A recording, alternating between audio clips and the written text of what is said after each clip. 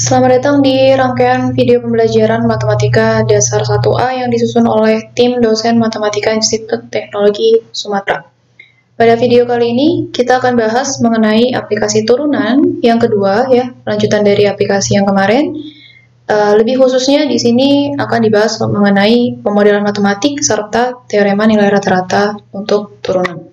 Sehingga tujuan instruksional khusus adalah supaya mahasiswa mampu menyelesaikan permasalahan yang berkaitan dengan aplikasi turunan, serta yang kedua adalah mahasiswa diharapkan mampu menentukan nilai rata-rata turunan. Baik, mari kita mulai saja materi kita. Mari kita mulai dengan melihat sebuah fenomena yang tidak asing lagi untuk teman-teman karena mungkin pernah dipelajari waktu di bangku kuliah, di bangku SMA maksud saya. Jadi ini adalah fenomena tentang hubungan antara jarak, ya, kemudian kecepatan rata-rata, kecepatan sesaat, dan juga waktu. Nah, kecepatan sesaat di sini berbeda dengan kecepatan rata-rata. Oke, saya rasa sudah tidak asing lagi dengan istilah-istilah ini ya. Jadi, tapi kita akan mulai melihat makna dari apa yang kemarin mungkin sudah didapat waktu SMA. Gitu. Kita tahu bahwa kalau kita ingin mencari kecepatan sesaat, A atau Vt gitu, Vt itu adalah turunan pertama dari jarak. Jadi di sini jaraknya itu harus merupakan fungsi dari waktu. Nah, gambar yang ada di depan ini adalah grafik fungsi. Kalau dilihat sumbu Y ini menyatakan jarak, distance, sumbu X ini menyatakan waktu. Jadi ini adalah grafik fungsi, F-nya itu adalah jarak terhadap waktu. Oke, nah itu adalah grafik yang biru. Nah, bagaimana kita memahami grafik biru ini ya? Jadi kalau kita lihat ada sebuah kendaraan yang bergerak dari titik 0 dan dimulai dari jam 00. Kendaraan tersebut perlahan-lahan gitu ya mencapai sebuah jarak tertentu. Oke. Nah, di suatu waktu tertentu ya kalau kita lihat di sini kurvanya naik tapi kemudian tetap naik tapi di sini ada landai gitu ya. Naiknya sedikit landai. Nah, ini artinya apa sih sebetulnya? Oke, jaraknya itu tidak terlalu jauh ya. Jadi jarak antara ini mungkin saya beri nama T bintang. Jarak antara T bintang sampai pukul 4 ya di antara waktu yang sekian lama ini itu perubahan jaraknya itu tidak terlalu signifikan. Nah, bagaimana itu terjadi? Berarti kendaraannya memacu dengan kecepatan yang tidak tinggi gitu. Kecepatannya rendah di situ. Nah, Anda bandingkan dengan yang di antara pukul 4 sampai pukul 6. Nah, ini jarak tempuhnya sampai 50 km ya, cukup tinggi, cukup panjang gitu. Namun ditempuh dalam waktu 2 jam. Oke. 50 km ditempuh dalam waktu 2 jam. Nah, kalau kita ingin tahu kecepatan rata-ratanya ya, jadi kalau kita bicara tentang kecepatan rata-rata, di antara pukul 4 sampai pukul 6 ini adalah S di pukul 6 dikurangi dengan S di pukul 4 kemudian dibagi dengan selang waktu yaitu 2 jam. Dan kita tahu ya ini adalah 100 km dikurangi 50 km dibagi 2 jam. Nah, artinya kecepatan sesaat di antara dua selang waktu ini adalah 25 km per jam gitu. Nah, ini adalah makna kecepatan rata-rata. Nah, bagaimana dengan makna dari kecepatan sesaat? Oke, yang namanya rata-rata ya rata-rata antara dua selang waktu yang berbeda. Nah, kalau kecepatan sesaat itu literally kita bisa mencari kecepatan dari kendaraan itu di waktu-waktu tertentu yang kita inginkan. Kalau di grafik ini dicontohkan pada pukul 4 ya. Pada pukul 4 misalnya saya ingin tahu kecepatan di saat 4.00. Oke, bagaimana melihatnya?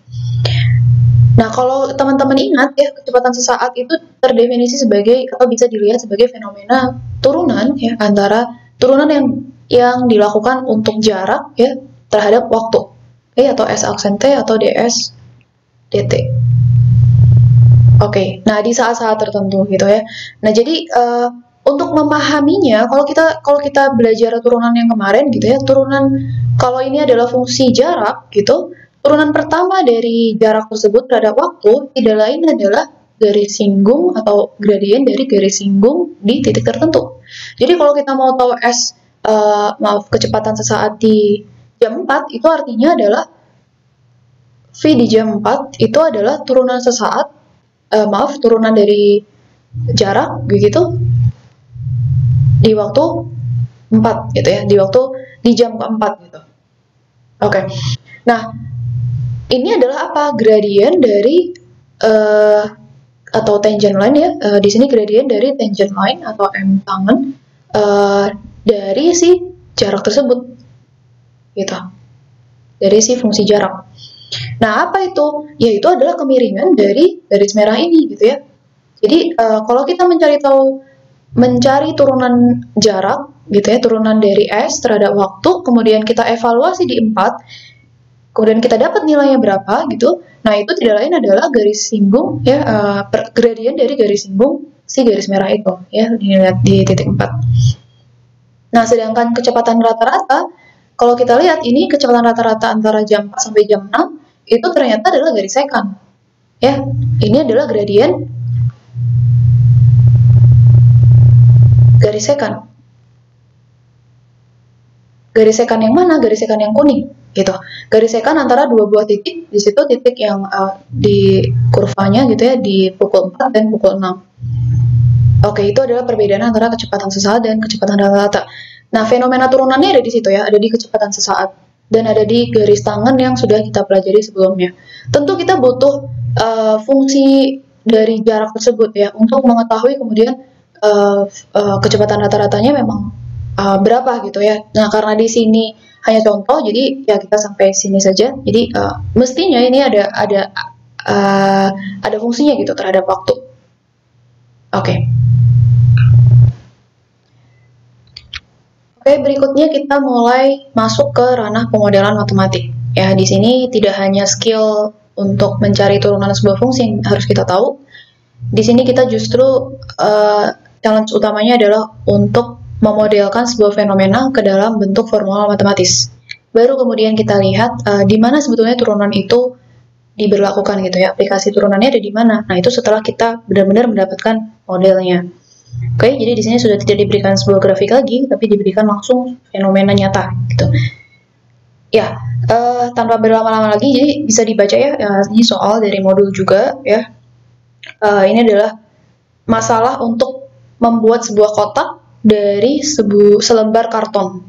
Oke, jadi di sebelah kirinya adalah karton persegi ya, dengan ukuran 12 x 12. Nah, ini akan dipotong sisi-sisinya sedemikian hingga ketika kita sudah kita potong gitu, sisa dari kertas yang tidak dipotong itu bisa kita lekuk gitu ya, bisa kita tekuk sisi-sisinya ya, yang saya berikan titik-titik ini adalah tempat di mana kita bisa lipat dia gitu ya, lipat kertasnya. Kemudian setelah kita lipat, kita akan mendapatkan sebuah bentuk kotak tanpa tutup seperti ini ya. Nah, ini perlu imajinasi yang bagus juga gitu ya. Dan ada satu asumsi gitu ya. Jadi yang dipotong itu adalah yang abu-abu ini ya, bagian ujung-ujung di atas dan di bawah, di kanan kiri.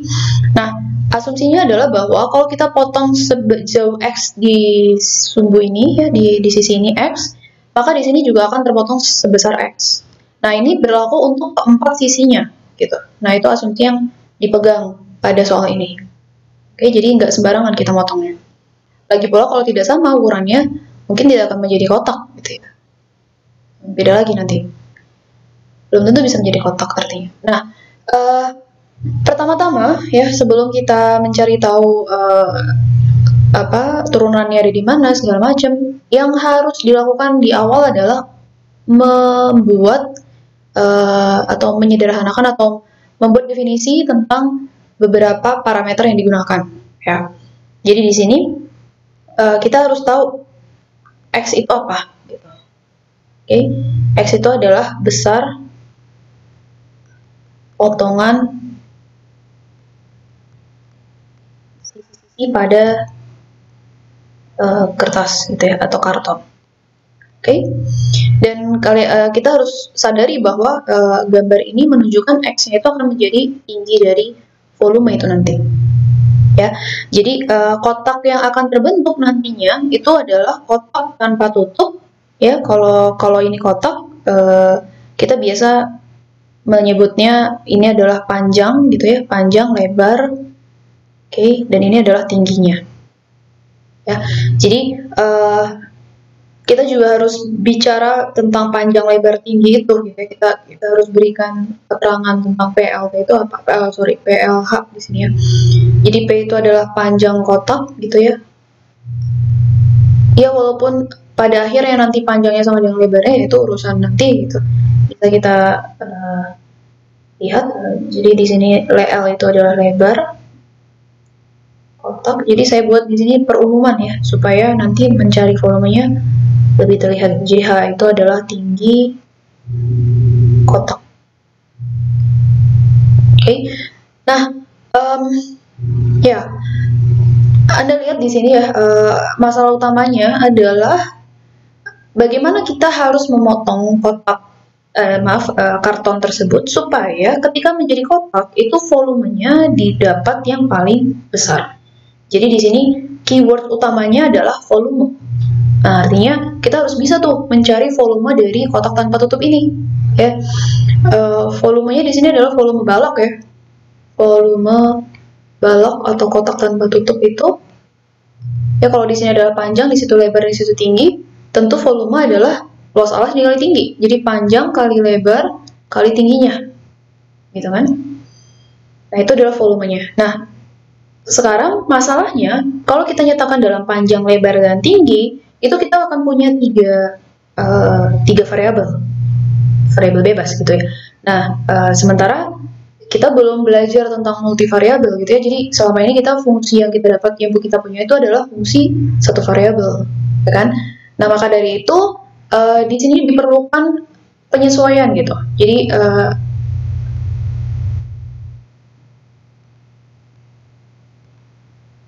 penyesuaian dari variabel. Dalam arti apa? Menyatakan seluruh variabel dalam X. Jadi sebisa mungkin kita nyatakan dalam sebuah variabel aja. Ya, kenapa dipilih X ya? Nanti kita lihat dia yang paling gampang. Oke. Nah, artinya apa di sini? H-nya itu tidak lain adalah X itu sendiri, ya. Dan panjang di sini harus kita nyatakan dalam 12 dikurang 2X. Nah, pertanyaannya, Anda tahu tidak 12 dikurang 2X itu dari mana? Ya, ini tidak serta-merta ini karena ada gambarnya, kita bisa tahu. Tapi kalau nggak ada gambarnya, kita pun harus tahu, ya. Jadi Anda lihat ya, di sini panjang itu dihasilkan oleh ini ya, sisi yang itu. Dan lebar itu adalah sisi yang itu. Oke. Nah, artinya, kalau di sini dipotongnya X, di situ dipotong sebesar X, berarti panjang itu akan menjadi 12 dikurangi 2X. Nah, dari situ ya panjang dan lebarnya. Dan X-nya itu akan menjadi tingginya, gitu. Oke. Nah, apa yang harus kita lakukan selanjutnya? Ya, jadi kalau ini sudah bentuknya adalah dalam variabel X, maka volume yang kita punya, maka kita akan punya volume itu akan menjadi fungsi X juga, gitu ya. Panjang kali lebar kali tinggi. Artinya apa? 12 min 2X dikalikan dengan 12 min 2X dikalikan dengan tingginya X. Ya, kalau dicari ya aljabar, kalian akan dapatkan ini itu adalah 4X pangkat 3 dikurangi 48X kuadrat ditambah 144X. Ya, Anda lihat ini volume. Ya, ini bukan ini volume ya, volume dalam fungsi X. Oke. Nah, apa yang harus kita lakukan ya? Saya akan sedikit memberikan spoiler gitu ya. Jadi di sini kita sudah dapatkan volume dalam fungsi X, fungsi yang tunggal, fungsi variabel bebasnya tunggal. Nah, kemudian masalahnya adalah kita ingin mendapatkan volume yang paling besar. Oh, oke. Artinya ini adalah masalah ekstrim. Ya, kita ingin cari tahu ekstrim atau ekstrim global yang maksimumnya di mana gitu. Ya, jadi kalau bicara tentang ekstrim, maka kita harus cari turunannya nanti. Kenapa? Karena mencari titik ekstrim itu kalau kemarin dibuka lagi ya modulnya, itu kita harus cari dulu dari titik kritisnya kan. Ya, jadi kita harus temukan semua titik kritis, kita kumpulkan, kemudian kita cari mana titik kritis yang memberikan X yang paling besar untuk volumenya. Gitu ya. Spoilernya ke sana. Nah, tapi sebelum itu, ya kalau kalian ingat kemarin titik kritis ada 3. apa saja? Ada titik kritis itu dilihat dari ujung-ujung selangnya, kemudian juga bisa dilihat dari titik stasionernya, yaitu ketika V aksen X sama dengan 0, dan juga ketika V aksen X-nya tidak ada, atau disebut juga dengan titik singular. Nah, dari titik kritis yang pertama saja, kita belum tahu nih.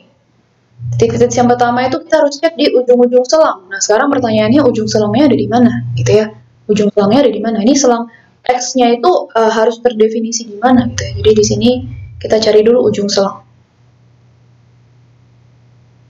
Jadi domain dari X. Oke, mencari ujung selang itu artinya mencari domain dari X. Bagaimana kita mencari domain dari X? Kita gunakan fenomena yang ada gitu, fenomena realnya. Ya, apa itu fenomena realnya? Jadi di sini ada batasan untuk secara fisis gitu ya. Secara fisis ini terbatas loh. Maksud saya apa? Jadi Anda lihat ya, ini kan X ya. Oke.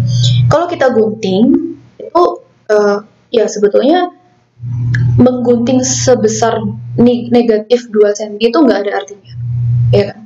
Menggunting sebesar negatif berapa itu tuh tidak ada artinya. Artinya apa? Maka X di sini haruslah lebih dari atau sama dengan 0.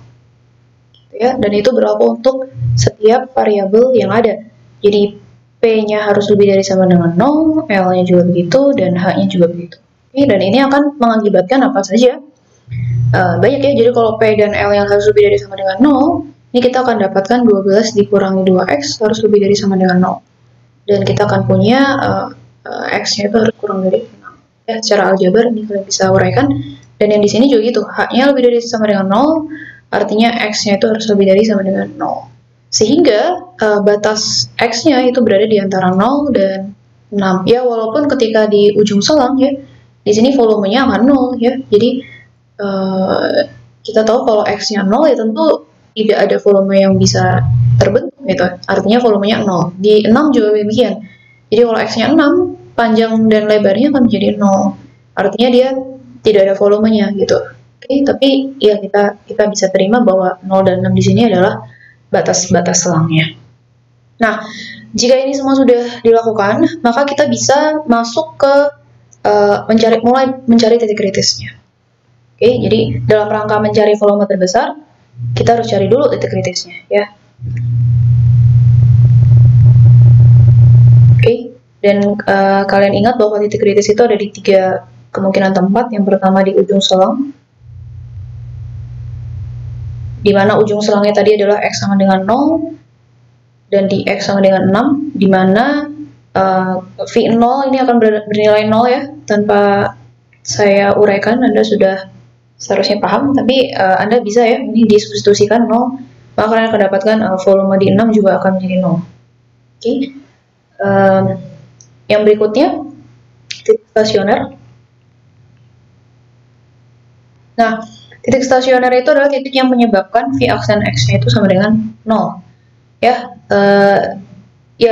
mari kita berikan kembali gitu, Vx-nya itu adalah 4x43 minus 48x kuadrat plus 144x. Oke, dengan demikian V aksen X Anda turunkan ya, Vx yang di atas itu, maka kalian akan dapatkan 12x kuadrat minus 96x plus 144 sama dengan 0. Oke, kita akan cari X yang menyebabkan titik stasioner ini berapa saja ya. Ini bisa Anda sederhanakan menjadi X kuadrat minus 8X plus 12 sama dengan 0. Kemudian bisa difaktorkan, faktornya adalah 2 dan 6 negatif, sehingga kita punya dua buah pilihan, X-nya sama dengan 2 atau X-nya sama dengan 6. Nah, sekali lagi, untuk X yang sama dengan 6 sudah diberikan ya, V6-nya itu adalah 0, sedangkan X sama dengan 2, nah ini baru ya, X sama dengan 2 ini Anda cari V2-nya berapa. Oke. Nah, ini adalah calon-calon ya, kita sudah menemukan 3 buah calon titik di mana kita ingin volume terbesar gitu. Nah, tinggal satu lagi, apakah ada titik singular?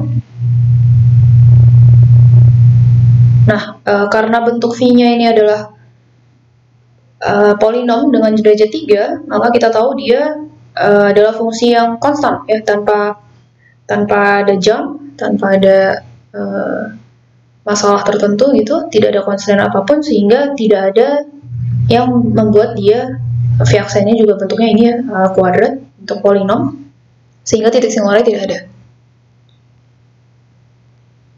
Oke, jadi ada kesimpulan ini ya, jadi ada 0, 6, dan 2. Oke, kita harus cari tahu dulu, nih V2, Anda bisa substitusikan, V2 itu artinya 4 dikali 2 pangkat 3 minus 48 dikali 2 kuadrat terus 144 dikali 2 ya, ini Anda bisa hitung. Nah, ketika Anda hitung, saya bisa jamin kalau Anda akan mendapatkan nilai positif, dan saya bisa jamin bahwa V2 itu adalah nilai maksimum. Dari mana saya tahu? Andaikan saya malas untuk menghitung ini, andaikan Anda malas juga untuk menghitung ini, Anda bisa memastikan ya, membuktikan atau memastikan bahwa X sama dengan 2, di X sama dengan 2 itu adalah nilai maksimum, minimal dia adalah nilai maksimum lokal ya. Oke. Minimal dia adalah maksimum lokal. Nah, bagaimana cara memastikannya? Jadi dengan melihat tanda dari v-aksen X ya, yang dibatasi dengan 2. Ya, di sini ada 0, di sini ada 3 misalnya. Kita bisa substitusikan 0 ke v-aksen X, maka kita akan dapat positif. Ya, jadi di daerah sini adalah daerah positif. Kemudian 3 Anda masukkan ke sini ya, ke nilai v-aksen X, Anda akan dapatkan nilai yang negatif gitu. Jadi di sini adalah nilai negatif. Maka bentuk kurvanya adalah naik kemudian turun. Nah, artinya terbukti bahwa X sama dengan 2 adalah nilai maksimum lokal. Ya. Nah, dia adalah nilai maksimum lokal. Nah, pertanyaannya apakah benar bahwa dia adalah maksimum global? Nah, Anda bisa lakukan substitusi ini. Ya, ini bisa dijadikan latihan untuk melengkapinya, gitu. Nah, sehingga di akhir, di finalnya, yang ditanya adalah menentukan X agar diperoleh volume terbesar. Jadi, kesimpulannya, agar Vx terbesar, maka X harus sama dengan 2 cm. Itu ya, selalu pada kasus pemodelan matematik, pastikan bahwa kita memberikan kesimpulan di akhir. Kenapa? Karena pertanyaannya sebenarnya bisa beda-beda, dan itu menunjukkan apakah kita mengerti dengan pertanyaan atau tidak, gitu ya. Di sini ada yang diminta adalah menentukan X-nya, bukan menentukan volumenya sebetulnya. Jadi kalau ini berhenti sampai di sini, walaupun sudah ada tertulis bahwa X sama dengan 2 adalah nilai maksimum lokal, tapi kalau kita belum state bahwa dia adalah penyebab Vx terbesar, maka ya pengerjaan kita kurang gitu ya. Jadi pastikan ini tuntas sampai akhir. Oke, contoh berikutnya, ini masih merupakan fenomena yang bisa kita temui sehari-hari ya. Jadi di sini diberikan sebuah kasus di mana diketahui bahwa ada sebuah peti yang akan memasuki sebuah gapura gitu, dan gapuranya berbentuk lengkungan, dan di situ sudah diberikan persamaan lengkungannya. Ya, jadi ya gapura itu tentu sebetulnya masalah 3 dimensi, tapi kita bisa bayangkan ini, sederhanakan dia menjadi masalah 2 dimensi, dan proyeksi terhadap 2 dimensi dari gapura itu bisa dilihat di gambar ini ya. Jadi ini adalah proyeksi 2 dimensinya, dan kurva yang dimaksud tuh ini ya, kurva ungu. Kurva ungu itu memenuhi persamaan fx sama dengan 2 dikali akar 1 min x kuadrat plus 9. Nah, diketahui bahwa tinggi maksimum gapura itu 2 satuan. Tinggi maksimumnya, ya kalau gapura itu gapuranya diasumsikan simetri gitu ya. Kalau dia simetri, maka yang paling tinggi itu tentu berada di tengah-tengahnya ini ya. Dan ini adalah 2 satuan.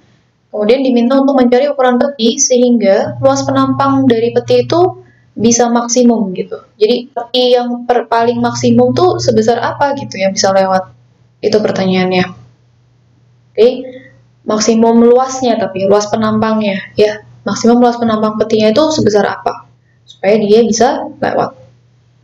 Yang dicari adalah ukurannya, artinya kita bukan mencari X atau apa ya, tidak seperti yang tadi, tapi di sini mencari lebar dan tingginya, harus spesifik gitu, lebarnya berapa, tingginya berapa.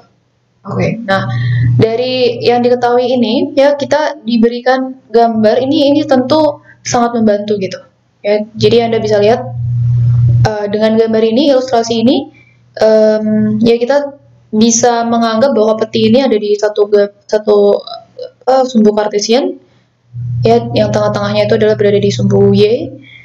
Artinya apa? Kalau peti itu kita coba untuk masukkan ya, di sini asumsinya adalah peti itu yang dicoba dimasukkan itu juga mengikuti gapuranya. Jadi kita masukkan dia secara simetri gitu, nggak miring terlalu kanan, nggak miring terlalu kiri ya. Jadi di tengah-tengah, kita masukinnya ke tengah-tengah.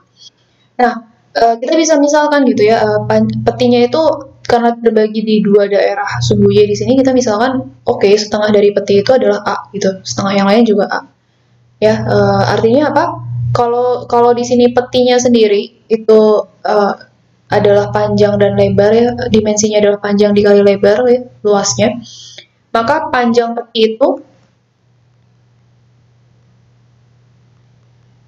jadi di sini sekali lagi kita definisikan variabel. Panjang petinya itu adalah 2L gitu ya. Jadi di sini P sama dengan P sama dengan 2A maksud saya. Sedangkan L itu adalah lebar peti. Ya, Anda lihat bagaimana kemudian kita mencari lebar peti. Kalau ini adalah A, ya dari sini sampai sini adalah A, maka lebar peti yang dimaksud ini ya tentu kita inginnya peti itu kan sebesar mungkin yang bisa masuk. Jadi kita asumsikan peti yang akan masuk itu ya menyentuh dindingnya gitu ya, menyentuh si kurvanya gitu. Kalau hanya di tengah, maka itu bukan yang paling besar kan. Jadi kita usahakan semaksimal mungkin ceritanya, sehingga lebar peti ini bisa kita nyatakan sebagai fungsi dari A gitu ya. Jadi L sama dengan FA, di mana F-nya memenuhi fungsi tersebut, maka L-nya itu adalah 2 akar 1 min A kuadrat per 9. Oke. Nah, pertanyaan berikutnya, kita harus mencari luas penampangnya maksimum. Ya, jadi di sini permasalahan mencari luas penampang maksimum. Artinya, ya kita harus tahu luas penampangnya itu bentuknya apa dan bagaimana cara mencari luasnya. Jadi di sini luas peti itu kan bentuknya persegi panjang, itu adalah panjang kali lebar, dan sekali lagi supaya kita bisa menentukan segalanya ini dengan aplikasi turunan, maka kita harus punya satu buah variabel bebas saja ya. Jadi nyatakan dia dalam bentuk A, maka P itu adalah 2A, L-nya itu adalah 2 akar dari 1 min A kuadrat per 9 gitu ya. Sehingga kalau kita sederhanakan, dia akan menjadi 4A akar 1 min A kuadrat per 9. Nah, ini adalah luas dalam dimensi A. Oke, nah sebelum kita mencari titik kritis, menentukan maksimumnya, tentu kita butuh yang namanya batas domain ya.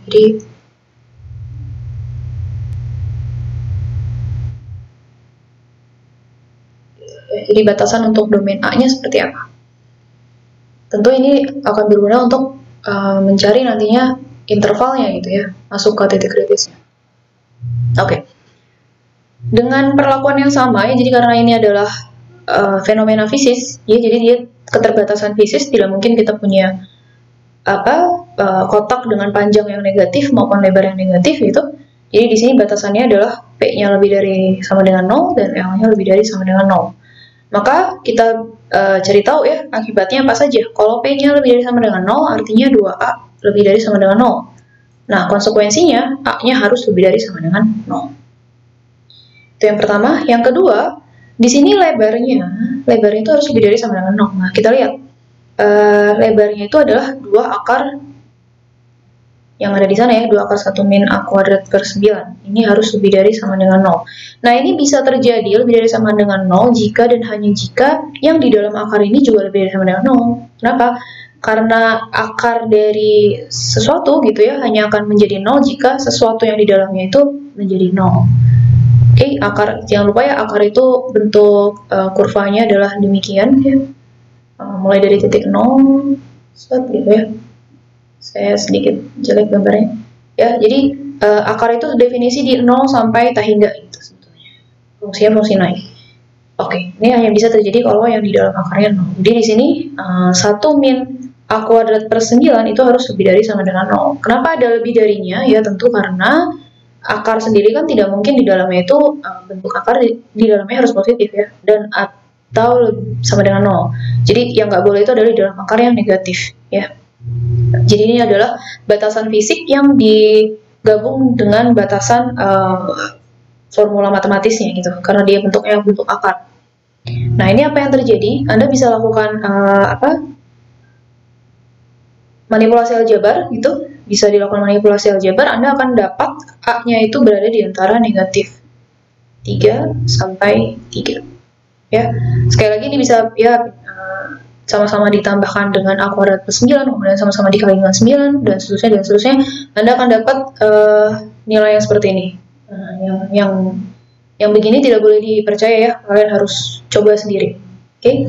Nah, artinya apa? Jadi saya punya batasan A-nya lebih dari 0 dan A-nya di antara min 3 sampai 3. Ini kita iriskan. A-nya lebih dari sama dengan 0 dan A-nya berada di antara min 3 sampai 3. Apa yang terjadi? Ya, Anda lihat ya, di sini 0, di sini 3, di situ min 3. Oke, kita cari irisannya.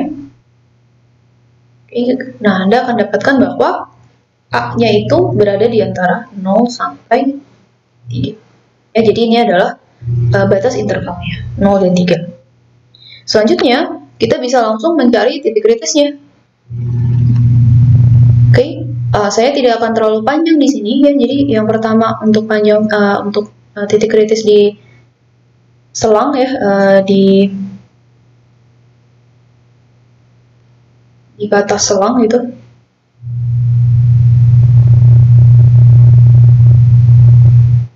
Oke, untuk A-nya sama dengan 0 dan A-nya sama dengan 3, nah, kalian harus cari L0 itu akan menjadi apa, L3 itu akan menjadi apa ya. Anda bisa masuk lagi ke sini, LA-nya itu adalah 4A akar. Di sini LA-nya itu adalah 4A akar 1 min A kuadrat per 9 ya. Anda lihat kalau A-nya 0 maka luasnya pun 0. Kalau A-nya 3, ya di sini 3 kuadrat itu 9, 9 per 9 1, 1 dikurangi 1 juga 0, ini juga akan menghasilkan 0. Nah, yang kedua adalah titik stasionernya. Oke, titik stasioner tentu bisa dicari dengan mencari turunannya ya, mengeset LA-nya, L aksen A-nya sama dengan 0. Oke, L aksen A-nya sama dengan 0, maka Anda harus bisa menurunkan fungsi yang ada di situ. Ya, ini terdiri dari dua fungsi. Ya, ada fungsi akar dikalikan dengan fungsi linear. Maka di sini berlaku hukum yang itu ya. Jadi kalau ini misalkan UV, maka kita punya U aksen V ditambah ditambah UV aksen. Ya, Anda cari, maka kalian akan dapatkan secara cepat di sini turunannya akan Anda dapatkan 36 minus 8A kuadrat dibagi dengan 9 akar 1 min A kuadrat per 9. Oke, ini akan sama dengan 0 jika pembilangnya sama dengan 0. Jadi 36 dikurangi 8A kuadrat sama dengan 0. Ya, Anda bisa lakukan dibagi semua ruas ya dengan 4. Anda akan dapatkan 9 min 2A kuadrat sama dengan 0 ya. Di sini bentuknya adalah bentuk kuadrat ya. Jadi untuk mempermudah pemfaktoran Anda bisa lakukan hal seperti ini sehingga kita tahu hasil pemfaktorannya apa ya. Jadi 3 plus akar 2A 3 min akar 2A. Nah, dengan demikian kita tahu bahwa solusinya itu bisa 2, jadi A-nya itu bisa negatif 3 per akar 2 atau A-nya itu bisa 3 per akar 2 ya. Ini bukan bentuk rasional, tentu saja ini lebih baik dituliskan dalam bentuk seperti itu. Oke, yang ini tidak mungkin ya. Karena apa? Ya negatif, nilai negatif. Kita tahu dari interval tadi tidak memenuhi syarat, sehingga yang bisa kita simpulkan adalah titik stasionernya itu adalah A sama dengan 3 per 2 akar 2. Oke, nah ini bisa dicari ya, Anda bisa cari tahu nilai L dari 3 per 2 akar 2 ini berapa. Anda cari tahu. Oke, berikutnya mencari titik singular. Nah, mencari titik singular itu terjadi pada saat L aksen A-nya itu tidak ada. Nah, kita tahu L aksen A-nya dari masalah sebelumnya yaitu adalah 36 dikurangi 8A kuadrat dibagi 9 akar 1 min A kuadrat per 9. Ya, ini formula ini tidak ada jika apa? Jika yang di bawah ini atau penyebutnya ya, penyebutnya sama dengan 0. Jadi, nah penyebutnya akan sama dengan 0 jika yang di dalam akar ini sama dengan 0, gitu ya. Jadi 1 minus A kuadrat per 9-nya sama dengan 0. Nah, kapan ini terjadi? Yaitu saat A-nya sama dengan 3 atau A-nya sama dengan minus 3. Nah, yang ini tidak mungkin. A sama dengan 3 juga kita sudah tahu nilai L-nya berapa. Ya, jadi dari sini kita punya 3 buah titik stasioner, yaitu 0, 3, dan 3 per 2 akar 2. Oke, nah dari 3 nilai ini, lakukan hal yang serupa dengan contoh sebelumnya, maka kalian akan dapatkan bahwa luasnya akan maksimum kalau A-nya itu 3 per 2 akar 2. Gitu ya. Jadi luas maksimum jika A-nya itu adalah 3 per 2 akar 2. Nah, tapi ini bukan pertanyaan yang dimaksud gitu ya. Yang kita harus berikan adalah panjang dan lebarnya ya. Jadi kembali lagi ke soalnya, di akhir Anda harus balik lagi ke soalnya apa yang ditanyakan, kemudian baru simpulkan gitu. Jadi agar luas maksimum, maka nah panjangnya itu harus berapa, lebarnya juga harus berapa gitu ya. Panjangnya itu tadi 2A ya. 2A-nya itu A-nya kan harus 3 per 2 akar 2, berarti panjangnya itu haruslah 2 dikali 3 per 2 akar 2 gitu. Jadi panjangnya itu haruslah 3 akar 2. Sedangkan lebarnya tadi adalah 4A akar 1 min A kuadrat per 9 ya. Jadi Anda bisa substitusikan 3 per 2 akar 2 ke A-nya gitu. 4 dikali 3 per 2 akar 2 akar 1 min 3 per 2 akar 2 kuadrat per 9. Nah, ini Anda silakan hitung. Ini jangan dibiarkan seperti ini, Anda masih bisa sederhanakan dan seterusnya dan seterusnya. Oke, dan ini adalah kesimpulan akhirnya. Nah, kita masuk ke sub bab berikutnya, yaitu mengenai teorema nilai rata-rata pada turunan. Ya, jadi di sini bisa dilihat definisinya. Per definisi itu ada sebuah syarat untuk suatu fungsi yang akan dicari nilai rata-rata turunannya ya. Fungsinya itu harus kontinu di interval tutup AB dan dia juga harus terturunkan atau differentiable di interval buka AB. Itu tutup dan terturunkan. Nah, dijamin ya, teoremanya menyatakan bahwa dijamin ada sebuah nilai yang berada di antara selang AB ya, dinamakan C, sebuah nilai dilambangkan C yang memenuhi F aksen C sama dengan FB min FA per B min A. Nah, ini menarik ya. Ini fenomena turunan ya, atau gradien dari garis tangan yang ternyata sama dengan gradien garis sekant. Gitu. Jadi, Anda lihat ya, jadi kalau kita punya fungsi, kemudian di situ ada selang tutup AB. Oke. Nah, kita tahu kalau kita tarik garis antara dua itu ya, jadi di sini ada garis biru yang Anda lihat di bawah, garis biru yang bawah. Ini adalah garis sekant. Ya kan? Ini adalah garis tali busur. Nah, selama ini ketika kita bicara tentang kecepatan sesaat dan kecepatan rata-rata, tadi kita tahu bahwa gradiennya bisa berbeda kan? Ya tentu saja kecepatan rata-rata dengan kecepatan sesaat tergantung pada sesaatnya itu di mana gitu ya. Nah, jadi gradiennya itu akan berbeda. Nah, hanya saja di teorema ini dinyatakan bahwa ternyata kita bisa mencari sebuah nilai di antara A, B ya. Dan di situ dilambangkan oleh C, di mana kalau kita cari tangent line-nya, gradiennya itu akan sama dengan gradien garis sekant. Gitu. Jadi jaminannya itu ya. Jadi akan dijamin ada sebuah nilai C di mana ketika dicari di sini f aksen C, ya kalau Anda cari f aksen C di sini adalah gradien garis singgung atau gradien garis tangent gitu ya, tangent line ya. Jadi gradien garis singgungnya akan sama dengan gradien garis sekantnya. Nah, ini menarik sekali. Itu dia, gradiennya akan sama untuk sebuah C tertentu gitu. Dijamin ada minimal satu ya. Nah, ketika dihadapkan pada soal, biasanya kita diminta untuk menentukan C-nya itu sendiri yang memenuhi teorema nilai rata-rata turunan tadi gitu ya.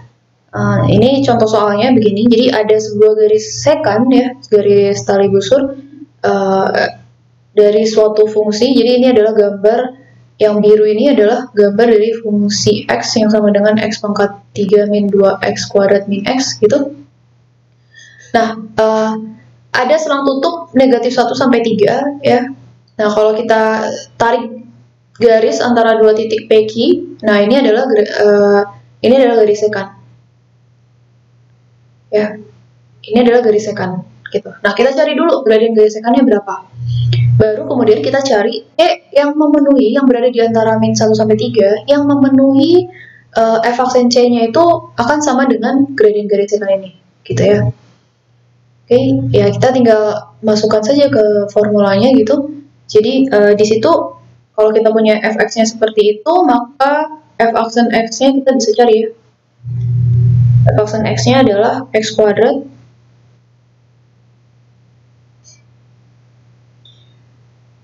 -3 x kuadrat minus 4x min 1. Oke. Nah, kita bisa cari f dari min 1-nya itu adalah, Anda bisa substitusikan ya.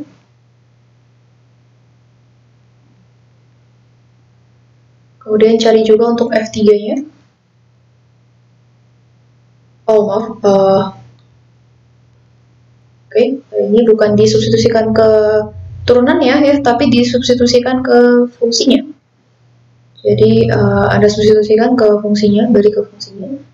Min 1 pangkat 3, minus 2 min 1 kuadrat, minus dari min 1. Oke, ini silahkan dicari. Ini rasanya menjadi min 1, kemudian ini min 2, plus 1 ya. Ini menjadi minus 2.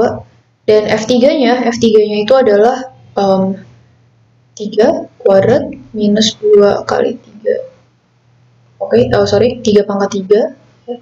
Minus 2, 3 pangkat 2, minus 3. Nah, ini hasilnya adalah berapa? 27 dikurangi dengan 18 dikurangi 3. Ya, ini oke, mestinya ini 6. Oke. Nah, sekarang tangent line-nya ya, jadi FB minus FA dibagi dengan B min A. Di sini A-nya adalah min 1, B-nya adalah 3 gitu ya. Ini adalah F3 minus F min 1 per 3 dikurang min 1. Nah, ini adalah 6 minus 2 dibagi dengan 4. Oke, ternyata gradiennya adalah 2. Ya, ini adalah gradien dari garis sekant. Nah, teoremanya menyatakan bahwa terdapat sebuah C yang berada di antara A sampai B. Ini bacanya terdapat ya, terdapat sebuah nilai C yang berada di antara A, B, sehingga f aksen C sama dengan FB minus FA dibagi dengan B min A. Kalau kita terjemahkan pada soal ini, artinya dijamin terdapat nilai C yang berada di antara min 1 sampai 3, di mana F aksen C-nya itu sama dengan, nah nilai dari FB min FA per B min A adalah 2 gitu. Sedangkan F aksen C-nya itu adalah 3x kuadrat min 4x min 1. Artinya di sini ada substitusi ya, C. Jadi kita punya 3C kuadrat min 4C min 1 sama dengan 2. Oke, nah di sini kita bisa lakukan manipulasi aljabar seperti biasa ya. Kemudian cari solusi dari C-nya. Gitu. Nah, maka kalian akan mendapatkan 2 buah nilai C nanti ya. Jadi di sini bisa diterapkan, bisa menggunakan rumus ABC gitu ya. Rumus kecap ya sebetulnya kalau di SMA.